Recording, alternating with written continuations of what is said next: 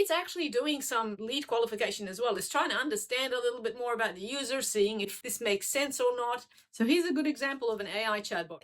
This is the one where you put on the bottom right hand side of your website a little circle on the bottom, you click on it, pops up, and you start talking to it. But instead of it being some script and buttons that you have to click or some person that you have to wait for, you can just launch into your question. I've set up on my own chatbot, and it's asking the chatbot, "Hi, are your chatbots using AI?" It replies in normal language that says, "Yeah, sure we do. May I ask your name?" I've also trained it to ask for people's details so that if I want to follow up with them later on, so it's capturing the lead information. Then the user says, "I'm Tammy," and then the chatbot goes on and says, "Nice to meet you, Tammy. What sort of a website do you have?" So it's actually doing some lead qualification as well. It's trying to understand a little bit more about the user, seeing if this makes sense or not. So all of that can be trained into a chatbot. In many cases, you've actually got to put some time into the training so that you can get what you want out of the conversation, just like you would train entry-level sort of sales assistant or a receptionist. But in this case, they actually do what you tell them to do.